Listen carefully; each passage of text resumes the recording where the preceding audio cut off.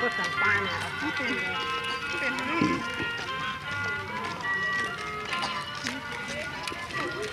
ไปก่อน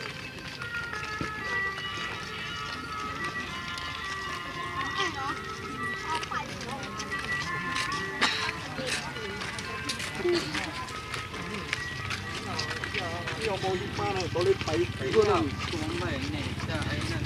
ไปไว้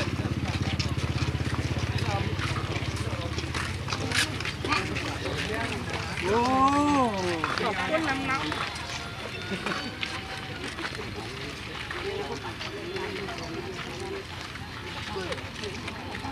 เนี่ย